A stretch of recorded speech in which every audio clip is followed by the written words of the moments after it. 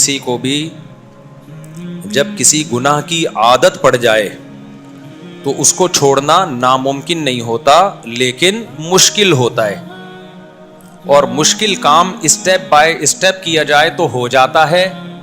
ایک دم فنٹر بننے کی کوشش کرتا ہے انسان تو نہیں ہوتا.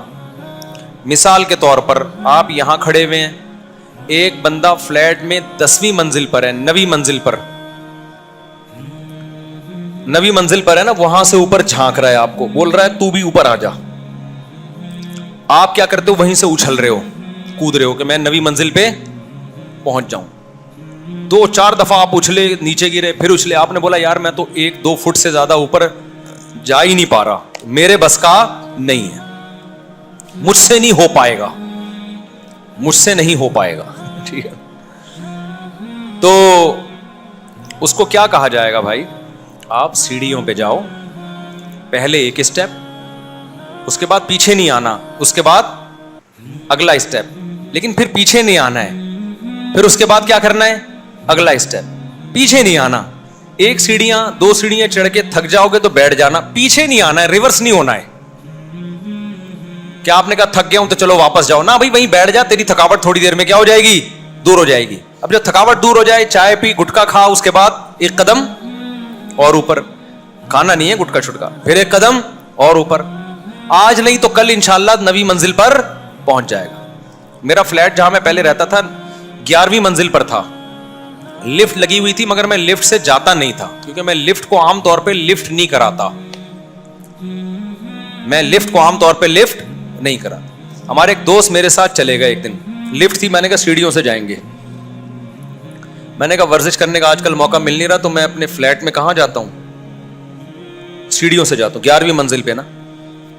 وہ فنٹر گیری دکھائی انہوں نے کہا کوئی مسئلہ نہیں ہے, وہ میرے ساتھ چلے گئے. اچھا وہ لڑکا نوجوان, بالکل ینگ, 24-25 سال عمر, اب میری عمر تو زیادہ ہو گئی ہے, وہ میرے ساتھ اوپر جا رہا ہے, میں بھی جا رہا ہوں. مجھے خیال ہوا کہ اس کا سانس نہیں پھول رہا یار. پھر میں نے کہا یار اسٹیمنا ہے بھائی, تھوڑا بہت تو ہمارا, بہت زیادہ نہیں پھولا لیکن تھوڑا بہت تو پھولتا ہی ہے نا جب آپ 11ویں منزل پہ جائے گا, اس کا نہیں پھول رہا. میں نے کہا یار اس کے اسٹیمنے کو میں اور اس کی فٹنس کو داد دیتا ہوں یار. خیر ہم چلے گئے جی.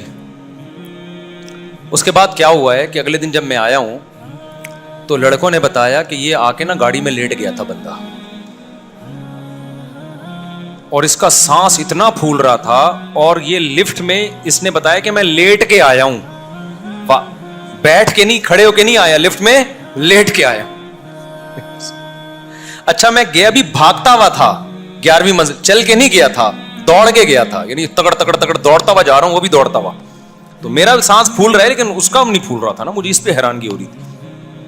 میں خیر بڑا شرمندہ ہوا کہ یار باتیں ہم ممبر پہ کرتے ہیں, صحتیں ان لوگوں نے رکھی ہوئی ہیں.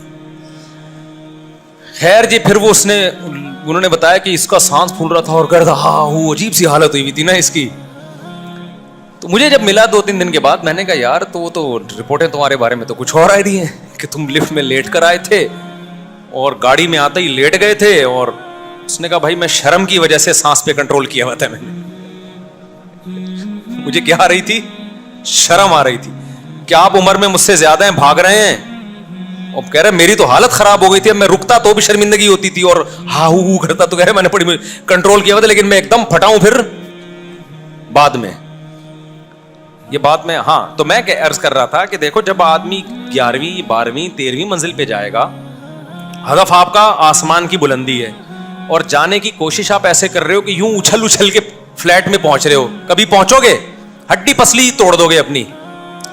اس کا طریقہ یہ ہے بھائی, 1 قدم, دوسرا قدم, تیسرا قدم, ایک اسٹیپ پہ جا کے جب آپ بہت تھک گئے ہو بیٹھ جاؤ آرام سے, پیچھے نہیں آنا ہے, بس کیا نہیں کرنا ہے, پیچھے نہیں آنا ہے, وہاں جا کے بیٹھ جاؤ.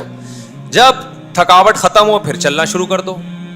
بالآخر دیر سے پہنچو گے لیکن پہنچ جاؤ گے کہ نہیں پہنچ جاؤ گے, 11ویں منزل پر, 15ویں منزل پر, آج نہیں تو کل پہنچ جاؤ گے.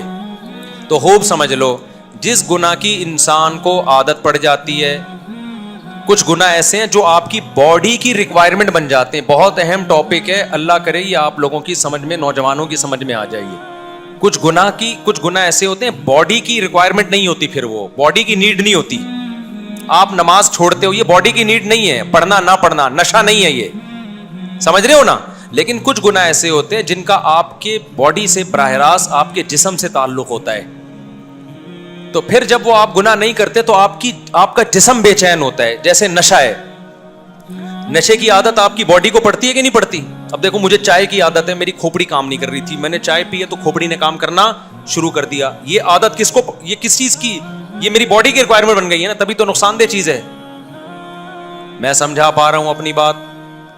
شراب کی عادت کس کو, باڈی کو پڑ جاتی ہے. اگر آپ نہیں پیو گے آپ کی باڈی احتجاج کرتی ہے. تو جن چیزوں میں آپ کی باڈی احتجاج کرتی ہے نا, اس کو برداشت کرنا مشکل ہوتا ہے انسان کے لیے, کیونکہ جسم بار بار پکار کے کہہ رہا ہوتا ہے مجھے یہ چاہیے, مجھے یہ چاہیے, مجھے یہ چاہیے. ایک چرسی کے لیے چرس چھوڑنا کیوں مشکل ہے؟ وہ اس کے ابا کا تقاضا نہیں ہے, اما کا تقاضا نہیں, وہ اس کے خود اپنے اندر کا تقاضا ہے.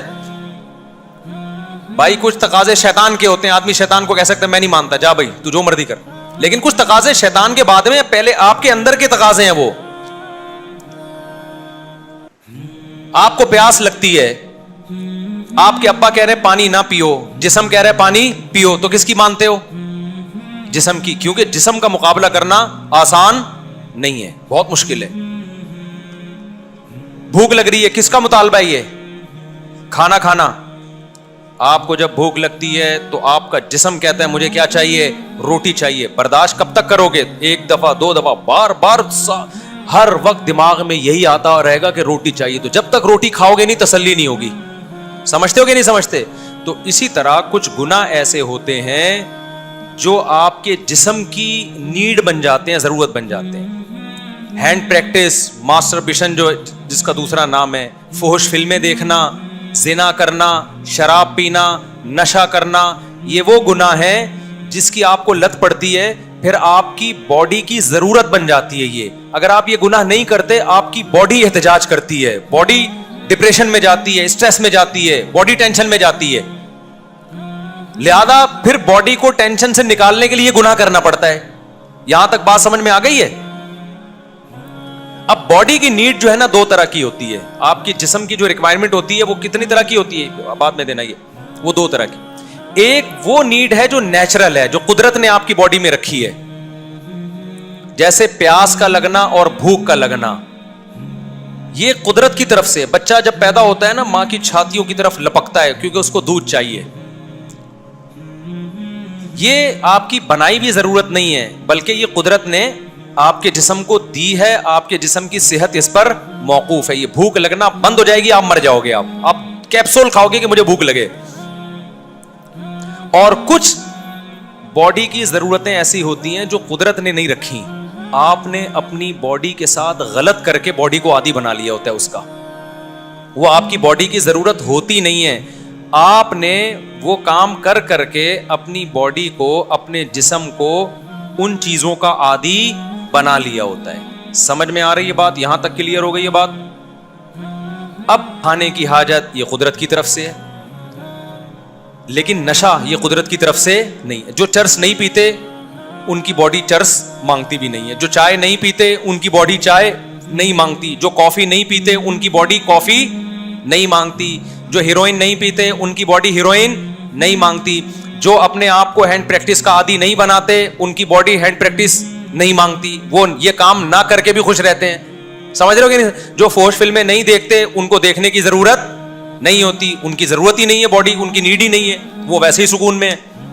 جو سگریٹ نہیں پیتے ان کو سگریٹ کی ضرورت نہیں رہتی. لیکن دنیا میں ایسا کوئی نہیں ملے گا آپ کو کہ جو روٹی نہیں کھاتے ان کو روٹی کی ضرورت نہیں رہتی. نہیں بھائی, جو نہیں کھاتے ان کو بھی ضرورت ہوتی ہے روٹی کی. ابے کیا ہو گیا, کیسے سمجھاؤں میں؟ جو پانی نہیں پیتے ان کو پانی کی ضرورت نہیں ہوتی. کبھی ایسا دیکھا آپ نے؟ بھائی جو پانی نہیں پیتے ان کو بھی ضرورت ہوتی ہے, ان کو پینا پڑے گا, نہیں پئیں گے مر جائیں گے وہ. جو نہیں سوتے ان کو سونے کی ضرورت نہیں ہوتی. یہ کہنا صحیح ہے؟ نہیں بھائی, جو نہیں سوتے ان کو سونا پڑتا ہے. نیند نہیں آ رہی تو کیپسول کھا کے سونا پڑے گا, نیند کی گولیاں کھا کے سونا پڑے گا, ورنہ ایسا سوئے گا کہ پولیس سے بھی نہیں اٹھے گا.